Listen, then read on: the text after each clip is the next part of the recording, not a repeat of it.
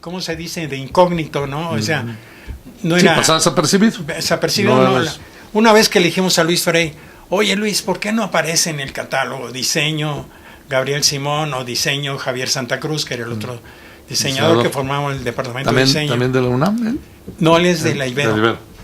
Y dijo, sí, vamos, sí, puede ser. Nada más que me recomienda el gerente de mercadotecnia que tú te llames Gabrielo Simonetti y Javier Santa Cruz, Javi San Croix.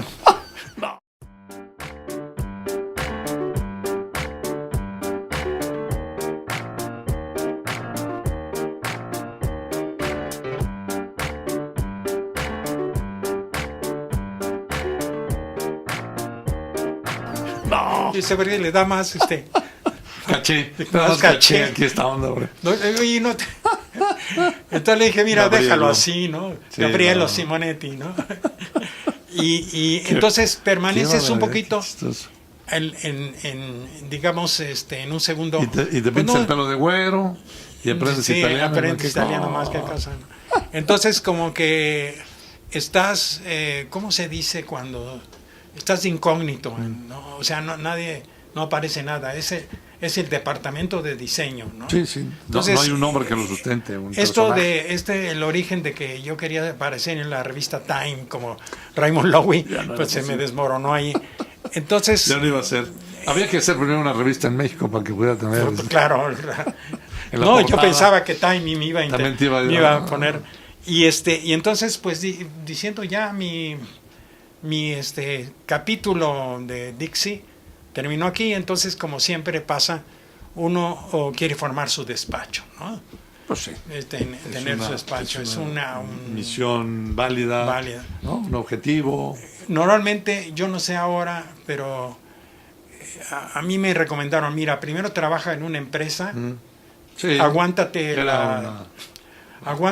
lo incógnito, claro. Aguántatelo, pero después tú puedes con esa situación dar un paso. Por ejemplo, nosotros íbamos a las ferias de mueble, los industriales de muebleros que hacían una exposición al año aquí en México. Y entonces, pues ahí me conocieron iban gente que preguntaba el diseño, en fin, etcétera.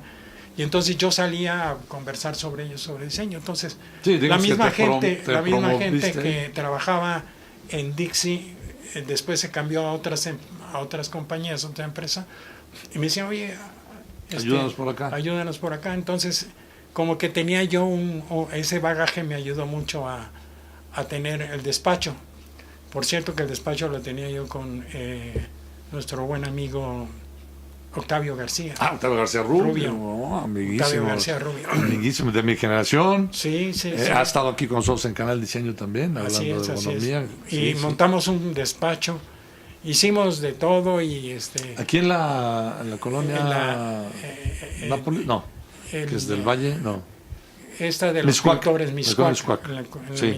Sí. Jugábamos dominó, teníamos... la pasamos bomba. Padrísimo. Junto había un despacho de arquitectos entonces vecinos.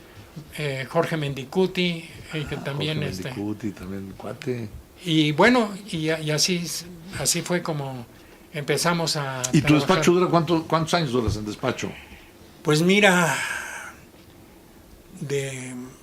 pues yo creo que 10 años. No me acuerdo muy bien, la fecha exacta no tengo. Ya veremos en pantalla seguramente, vamos a ver trabajos tuyos de lo que hiciste en Dixie y lo que hiciste en el despacho, ¿no? Que son cosas que fueron de trascendencia y que estaríamos hablando de modelos de hace 50 años y que a lo mejor algunos siguen sobreviviendo, seguramente ya no, porque aquí todo se recicla. Por ejemplo, todo vuelve al mercado. Para una empresa, Microbyte, diseñamos las primeras empresas que traían componentes electrónicos. Entonces hicimos una computadora. Mira. Una computadora. Eso fue en el despacho. En el despacho. Pero ¿qué crees? Había que acondicionar la casetera. Entonces el cassette se caía, entonces había que ponerle una repisita para que cayera. Claro, bueno, ¿no? Una charolita. Una charolita. Y aparte no todo mundo era muy Ya cara. estás hablando entonces de los 90, 80. De los 80, sí. De finales de los 80, 87, 88. Por ahí, a los 90. Cuando surgió esto de las computadoras. Sí, claro. Pero era incipiente, ¿no? Te digo. De maderita, gabinetes de madera, seguramente, ¿no? Era una parte de madera y la otra en fibra de vidrio. Claro. ¿No? Sí, era nuestra tecnología. Pues era la que y el teclado venía de allá y todo eso. Pero era la computadora del gerente. No todo el mundo lo tenía. No todo el mundo. Entonces era una cosa que debería impresionar, ¿no? Sí, claro. Y que debería ir acorde con los muebles de la época. Sí, de chapa de nogal fueran, y con todo eso que fuera. Entonces era medio pretencioso, digámoslo pues así. Sí, que era para presumir. La época. Para presumirla, para que la vieran. No, además debe haber resultado muy caro, ¿no? O sea, la computadora misma era caro, era un proceso caro. Es un proceso caro. Pero por decirte algo, también diseñé una encapsuladora de pastillas. Una empresa que se llama Divago, que no sé si todavía exista, hacía blisteadora de pastillas. ¿No? Entonces diseñamos una maquinita. Fíjate. Para encapsular. Pero sigues diseñando muebles. Y sigues diseñando muebles. Los muebles, yo soy mueblero de corazón. Claro, de corazón y de experiencia. Sí. Tú tuviste que ver en esta mueblería de Puebla en la que estaba. Ahora, es que estaba en Puebla. O sea, había un Frey ahí, una tienda Frey. En la que estaba Ángel Grosso. Claro. Ángel Grosso. Claro, Segusino. Era una empresa integradora. Ese es otro de las cosas agradables. ¿Como externo? ¿O estuviste yo también formé digamos el departamento de diseño para Segusino. Segusino es una empresa integradora. O sea, agrupa pequeños talleres que estaban en Chipilo, en Puebla. Ya platicaremos con Ángel Grosso, que él ha platicado mucho de ti también. Ya también lo tendremos acá en esta cabina, pero muy bien. Que hicieron también estadísticas de esta naturaleza. Ángel Grosso llegó después. Sí, que tú estabas ahí, después platicaba. Y también hicieron cosas terriblemente sí. De mucha trascendencia. No tengo los datos, pero Ángel Grosso Segusino tuvo un boom del ventas. De ventas. Y exportaba 100 miles, no sé cuántos. Sí, muebles rústicos. Entonces ahí. Una flotilla de camiones y de. Claro. Tú dices ahí qué hace un diseñador donde prácticamente, pues primero investigar el mueble rústico mexicano, ir a los ranchos. También el gerente de la compañía. Los usuarios. Nos llevaba, íbamos a ver ranchos y compraba muebles ya antiguos y todo esto. Y buscábamos, revisábamos a ver cuál era la influencia. Y descubrimos que había mucha influencia oriental. O sea, por la nao de la China llegaba a Acapulco y de ahí pasaba todo el territorio y algunos muebles se compraban ahí. Pero entonces hay una influencia oriental muy... Padrísimo. Y de ahí encontramos varias... Toño Saraín se llamaba el gerente de la empresa, se llama. Bueno, ya la empresa como tal no existe. Ya no existe. No, pues de repente se cayó tema ahora, dólares, creo que la devaluación. No, fue un movimiento político ahí. A Toño Saraín lo nombraron secretario de Industria de Comercio de Puebla. Ya. Y entonces, pero no era político él, entonces hubo un enfrentamiento con el que quería el puesto y que el gobernador le había puesto. Una grilla entonces, terrible. Una grilla. Qué pena, porque así de repente las empresas desaparecen. Sí. Ok, entonces, Gabriel, Simón Sol se vuelve experto sin duda en muebles. Estás trabajando una época de bastante tiempo en Dixie, luego en Segusino, estabas con tu despacho, y la parte profesional. Ahorita platicamos de la académica, por eso vamos a tener que hacer un par de capítulos de Gabriel Simón Sol. Sí. Pero todas estas cosas que tú diseñabas se volvían productos de mercado, lo cual es importante. Es decir, no todos los diseñadores tienen el privilegio o la posibilidad de que sus diseños se vuelvan productos de consumo cotidiano en el mercado, ¿no? Esto es, hay que hacer un libro de los tragos de Gabriel Simonson, lo digo en serio. Porque deben de ser más de 50 productos que tú tienes por allá. Pues sí, teníamos un ritmo muy acelerado. Y que habrá que firmarlos ahora y saldrás en la portada, a lo mejor de un libro, pero a lo mejor no de Time. Vamos a probar. No de Time. Pero ya, entonces Gabriel ya no sigue en su despacho, ya no tienes despacho. Ahora en estos momentos no. Ya das asesorías externas. Doy asesorías externas. Estamos platicando. Mi despacho está en mi casa, ¿no? Me cansé de pagar renta. Híjole, sí. Y entonces, Gabriel, ¿cuándo entra? Déjame que te cuente. Claro. Claro. En Segusino, el mueble se hacía prácticamente manualmente. Entonces, porque eran talleres artesanales. Sí. Manufactura. Entonces, Toño Saraín tenía una molduradora de 7 cabezales, muy grande, la tenía parada.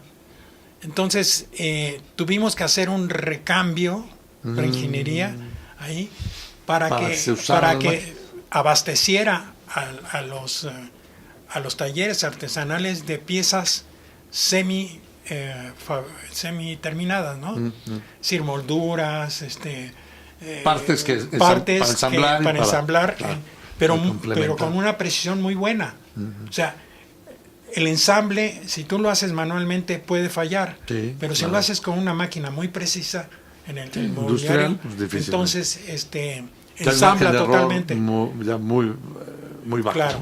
Entonces tú como taller, que eran 300 y tantos talleres en una población de Chipinlo, llegaban al principio del día a la planta de habilitado, casi se le llamaba, y tomaban sus piezas. Yo voy a hacer tantos burós, entonces tomaban las piezas, entramos ya dimensionados, llegaban al taller, empezaban a armar el mueble, hasta que lo terminaban. Y además eso abatía costos. Abatía costos y mejoraba la producción. O sea, tenía el armado, ensamblado, empaquetado. De tal manera que pudieran 40 containers mensuales mandaban Segusino. No estoy mintiendo. No, un día platicaremos también. No, pues parece una cifra impresionante. Impresionante, pero eso era. Y eso levantaba también la economía del lugar, ¿no? Y también, daba trabajo obviamente, a todos los lugareños, había la población de Chipilo son más bien italianos, traídos del Véneto. Fíjate, sí, y tienen lazos de unión muy fuertes, familiares. Sí. Y ellos tienen acostumbrado su economía a las producciones familiares. Claro, ¿no? de ahí. Por eso se le pusieron Segusino. Segusino por una población de Italia. Mira. Que se dedicaba. Bueno, Benetton comenzó así. Comenzó el de las costureras haciendo. Claro, unos hacen la agujeta, otro levín, otro la suela, otro y luego lo unimos en la planta. Y eso ha resultado magnífico en Italia. Claro, yo siempre que puedo fomento la empresa integradora. Es una figura que ya existe y que nadie aprovecha. Y que aquí en México no lo tenemos, no lo hemos desarrollado. Y ya está tipificado, ¿no? Sí, no es debo decir que no es maquila, ¿no? Son empresas que conscientemente productoras se alían, se hacen uniones, digamos, comerciales, fuertes, comerciales y todo esto. Claro. Es la que provee de diseño, de publicidad, de ingeniería, de etcétera, ¿no? Y creo que esa es la parte. Yo he sabido que hay algunos ejemplos en México país, de algunas regiones que lo han hecho, no sé si lo están haciendo, ha sido un buen experimento, pero no lo hemos multiplicado. Eso ha sido. Yo les digo a mis alumnos, miren, ustedes conocen pequeños tallercitos que aquí les hicieron esto, traten de buscar porque lo bueno de Segusino es que tenía un catálogo muy amplio. Y tú querías entrar a Segusino como taller, te daban una pieza pequeña. Como prueba. Para que iniciaras un buró. Bueno, había hasta cajones para bolear zapatos que se vendían muy bien en Suecia. No me digas. Sí. Entonces, ahorita dijiste tus alumnos. ¿Y entonces tú desde cuándo das clase? Bueno, ok, a ver. Terminas este tema, no terminas. Tienes toda esta experiencia, toda esta expertise. otras mobiliario, ¿no? Sigues con mobiliario, algunos productos por ahí ya que has mencionado y que vamos a ver aquí en la pantalla, de diseños industriales. Y entonces, esa actividad, por supuesto, los empresarios, los comerciantes mismos, se dan cuenta de la actividad de un diseñador industrial, de lo importante, de lo trascendente, de lo útil, bueno, ¿no? De la importancia del diseño industrial. Porque sin diseño industrial, pues las cosas serían pura ingeniería, ¿no? Pura, como dices, no, sin agraviar a los ingenieros, pero serían puros cajones cuadrados y sin mayor. Sí, por forma, un ¿no? ingeniero fuera sería un huacal. Un huacal, ándale, hecho ¿no? muy rápidamente, Sí, pero y te puedes sentar, claro. Y te puedes sentar, no te vas a caer. No. Pero bueno, sí sería muy útil, sería muy resistente, muy a lo mejor pero está barato, poco vendible. Pero poco vendible, poco atractivo. No dejaría una huella emocional, de utilizar, de presunción inclusive, ¿no? Porque hay que tener ese gusto de tener la pieza fulanita diseñada a modo, en tiempo, en forma, costo. Pero entonces, eso hay que transmitirlo también, hay que compartirlo después. Es decir, la etapa en la que tenemos todos el trabajo de diseño, bueno, todos los que se dedican a eso, hacemos diseño, pero ahora ya tengo ese bagaje cultural, experiencia, esa riqueza, ¿no? Engordamos en conocimientos y en práctica, y entonces ahora ¿qué hacemos? Tenemos que compartirlo con los alumnos. Sí. Tenemos que hacer escuela de esto, tenemos que transmitirlo, tenemos que promoverlo ante los alumnos. Y entonces entra la etapa académica de Gabriel Simonson, ¿no? Sí, pues es fortuito porque nos citaron a un aniversario de la carrera y pues yo externé mi crítica hacia lo que nos estaban enseñando. 10 años, digamos, del CIDI. Sí, fue a los 10 años del CIDI. Exactamente. Y estaba Toño Ortiz como coordinador. Y entonces me dijo... Antonio Ortiz Certuche, sí señor. Él dice, pues muy bien, tu crítica estuvo muy bien, pero pues anímate a dar Gracias clases. por criticar. Gracias, pero ¿qué propones? ¿No? Y entonces sí, ahí es cuando la puerca tuerce el rabo, porque sí es cierto. Una cosa es que tú sepas diseñar y otra cosa es que sepas enseñar a diseñar. Es correcto. ¿Cómo afrontas eso, no? Claro. No es como Philip Stark, que tenía su programa de televisión, ¿sí lo viste? No lo vi. Donde tenía sí, como Trump, así, que en sus programas que bueno, regañaba, ¿no? Presumía todo. Ponía en los... Evidencia todo el mundo. En evidencia, tú no eres esto. ¿No? Sí, él era lo único. Entonces una vez le preguntan a Philip Stark, bueno, ¿y cómo diseño? Pues muy sencillo. Tráete una hoja de papel y empiezas a diseñar, ya. Pero pues está fácil. Sí está fácil, ¿no?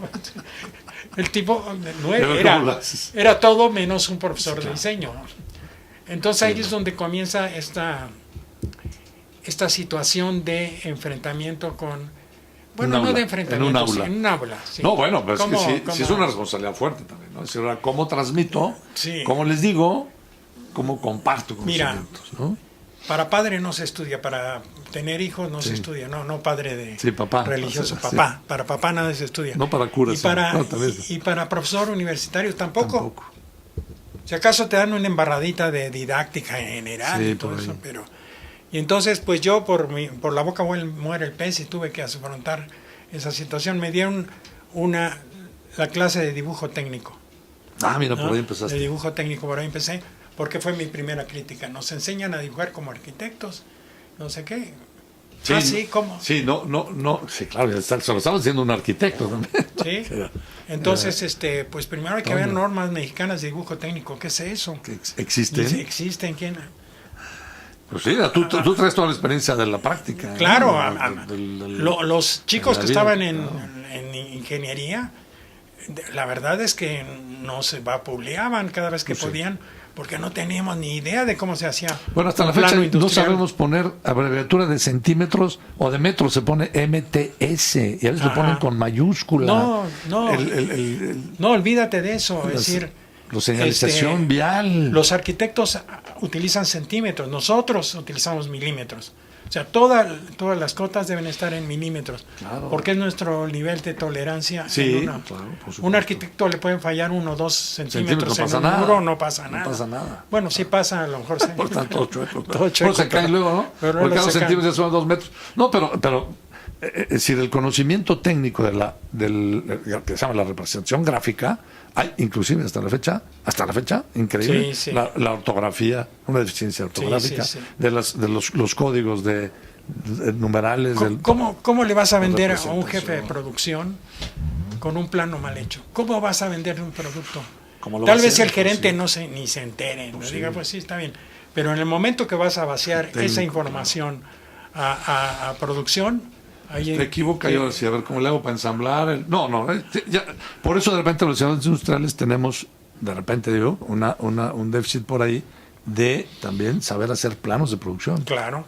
Que a lo mejor eso tendremos que debatirlo también. ¿Hasta dónde llegamos en los diseñadores industriales? Que no sea el hacer planos propios de producción, ¿no? De ingeniería de producto. Bueno, que tienes que pasarlo a ingeniería de producto, pero tienes que dar por... Sí, las bases, claro. Ya ellos te pondrán tolerancias, no sé qué, la resistencia material, la tolerancia de ensamble, si hay soldadura, qué tipo de soldadura, lo que aguanta el producto para que no se deforme, el símbolo de la soldadura, exacto, ¿no? Que si hay una tuerca, un tornillo, que es gran cosa, ¿no? En fin, pero eso es una de las cosas que... Y tuve muchos alumnos que ahora ya están dando clases y que los sometí a un tortura, a un tormento con el dibujo técnico, porque yo era especialmente puntilloso, ¿no? Cómo se hace una flecha en una cota, cómo se hace esto. Y están las normas. ¿Por qué no lo aplican? Nadie lo dice, poco, no sé. Claro. Ahora ya tú, por ejemplo, tienes la computadora, tienes los programas de cómputo como AutoCAD que te va diciendo, ¿no? Ya tú eliges la flecha, pero muchos los dejan por default. Por default, el programa te dice esto y tú le pones. No utilizan los controles adecuados, o más bien dicho, no son los controles, sino sería el cuadro. Sí, la guía, todo lo que nos guía, todas las posibilidades que te ofrece. Claro. ¿No? Sí, todo el diagrama que tú puedes saber dónde picarle, dónde hacerle exactamente clic para que te dé las herramientas, eso es, ¿no? Las herramientas en pantalla y que no las sabes utilizar entonces. Y otra cosa que se pierde con la computadora es que la imagen ya está dada en un 3D, un render muy bonito, muy precioso, pero que a lo mejor tú puedes poner un cono apoyado en su vértice y no se cae. Pues lo sostienes de milagro, ¿no? Nomás en la computadora. En la computadora, porque... Entonces, es como el diseño gráfico hecho en las agencias de publicidad. Bueno, hacen stands, por ejemplo, cosas hechas por un diseñador gráfico, que no le ponen volumen, no saben ni cómo se ensambla, no saben ni siquiera cuántos, ni las medidas de las materias, no tienen ni idea. Entonces hacen un diseño gráfico y se van, hazme por favor, ¿no? Entonces, oye, bueno, a ver, espérate, eso no se puede, ¿cuánto mide? Pues hay lo que sea. Bueno, y el espesor, tú ponle. Entonces, la verdad es que hay muchos, una te voy a decir uno, nada más los diseños gráficos. Los diseños industriales muchas veces funcionan de esa manera. ¿No? Y las agencias de publicidad lo toleran, sacan así como si fuera diseñar, hasta un diseñito ahí de dos minutos y sácalo ya, que a ver quién lo hace. Sí, la semana pasada hubo con motivo de la semana del diseñador, el día del diseñador, ¿no? Sí. Estuvieron egresados de la UAM, Xochimilco, conversando con los otros estudiantes. Y eso decía uno de ellos, sé que cuando tú te enfrentas, que tienes que darle órdenes a la línea de producción, ¿qué es lo que va? Te cambia el panorama, tienes que saber... Hasta el producto. Entonces... Resulta que tienes toda la razón, tus alumnos te dicen y ya se están dando cuenta los muchachos de las carencias, deficiencias que tenemos, de la parte académica, ¿no? Tú tienes ya cuántos años entonces como maestro, estás dando, empezaste en la UNAM, ya dijiste, empecé en la UNAM, en el CIDI en el 75. Fíjate. En el 70, no, sería 79, ¿no? Por ahí. Que son los 10 años de edad, 79, por 80. Después de eso, sí. Y desde entonces das clase. Y has dado clase en el CIDI, empezaste, y luego te fuiste a las... Al ENEP Aragón. Que ahora es FES Aragón. Claro. Facultad de Estudios Superiores Aragón. Y ahí fuiste coordinador, ¿no? Ahí fui coordinador. De la carrera de diseño industrial. Muy bien, sí. padrísimo. Experiencia muy interesante. Sí, porque tuvimos que... Nos separamos, digamos, del plan de estudios de Ciudad Universitaria. Sí, y nos dijeron, ustedes egresados pueden... Éntrenle, vamos a ver cómo... Ahí estaba Fernando Martín Juez. No Carlos Chávez. Fernanda Gutiérrez. Sí. Luego vino otra que a lo mejor es compañera tuya, Patricia... ¿Mitre? No, es de una generación después.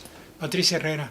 No Macías. me acuerdo. Bueno, éramos ¿No estaba José Manuel López? ¿No estuvo ahí? José Manuel López, sí, señor. Sí. Amigo también, colega nuestro, que está en España. En España. Sí. Harto. Así es. En fin, una generación, muy jóvenes, estaban muy jóvenes, decir. Y entonces ahí entran directo. Ahí no estudian arquitectura. No. Okay. O sea, teníamos un año más para... Siempre nos quejábamos que el año era perdido en arquitectura. Sí. Bueno...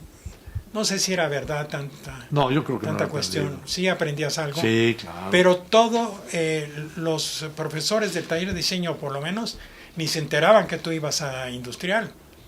Alguna vez alguno preguntaba, oye, ¿tú vas para industrial? Pero la verdad es que no te preguntaban. No, ni les importaba. Ni les importaba, ¿no? Porque además era muy aleatorio, ¿no? Un mínimo. Muchos de ellos no sabían que luego se iban a dividir en urbanismo. Ándale. Paisaje, urbanismo, paisaje, arquitectura y diseño. Y en tu generación entraron, en tu primera generación entraron los que se inscribieron. Los que todos pudieron agarrar así de... Ya después, a los 5 años que fue mi generación, ya eran 180 solicitudes y entrábamos 30. Claro. O sea, empezó a haber examen de admisión. Y ahorita entiendo que son 200 por ahí, quizá más, y entra 60, ya lo duplicaron. No, a nosotros nos lazaron así. Sí, claro, vas, ¿no? Éntrale, ¿no? ¿Qué examen de ingreso, ¿no? Entonces era... Bueno, y claro, y entonces, pues padrísimo, ¿no? Padrísimo, porque era una etapa de verdad de mucha experimentación, mucho entusiasmo. Yo creo que nos caracterizaba, ¿estás de acuerdo? Nos caracterizaba una cosa que hoy yo creo que falta mucho, en un 90%. Teníamos un entusiasmo y una convicción, era para nosotros un reto, y entrábamos con las ganas de veras de cambiar el mundo, ¿no? Sí. Es decir, se veía, no nos paraban, hombre, nos cerraron varias veces en la escuela, cerraba el de la escuela, el Chencho, y nos quedaban adentro porque cerraba el del velador, vaya, no, y cerraba el velador y se iba, y nos abrían hasta las 6 del día siguiente. O sea, no nos corrían de la escuela. No podían sacarnos, ¿no? Claro. Fernando Fernández, que también platicará con nosotros, pero yo me creo que Fernando se quedaba cada 8 días encerrado, ¿no? Chambeando, trabajando, haciendo el torno, bueno, no, prototipo y todo eso. Bueno. Sí. Y entonces ahora los tienes que, por favor, suplicarles que asistan a clase, claro, ¿no? Claro. Que no se vayan 5 minutos más, hombre. No, ya, bueno. Hay una diferencia ahí, hay una diferencia notable entre las ganas que se tenían de estudiar, de ser, de prepararse, con las que hoy, excepcionalmente habrá, por supuesto, habrá jóvenes, chicas y chicos que tienen esas ganas, por supuesto. Pero yo creo que la mayoría nosotros teníamos mayoría de muchas ganas y hoy es al revés, ¿no? La mayoría no la tiene. No saben ni siquiera si están estudiando o no. Pero bueno, digo, ¿por qué están estudiando? Entonces, tú estás en la FES Aragón y de ahí pasas a Xochimilco. Sí, como te decía yo. ¿Terminas tu periodo ahí de coordinador en la FES? De coordinador, sigo trabajando como profesor medio tiempo. Y apareció una plaza de medio tiempo. Bueno, el periódico decía medio tiempo. La convocatoria de medio tiempo. Me y presento. Resulta que vas para allá, pero estás hablando de ya Xochimilco. Ya Xochimilco. Yo en el 80 hice un examen de oposición para entrar a Xochimilco en el 80. Y era como tu rumbo, ¿no? Era más tu rumbo, sí, te pues yo convenía vivía, más. por allá por el sur. Entonces, pero resulta que le gané a unos que fueron alumnos míos. Fíjate. Y que eran como a los que les habían abierto la plaza. Entonces, el coordinador de ese entonces, Luis Sierra Campuzano, me dijo, ¿sabes qué? Te vamos a hacer la vida imposible. Anda. Así. Ganaste, pero no ganaste.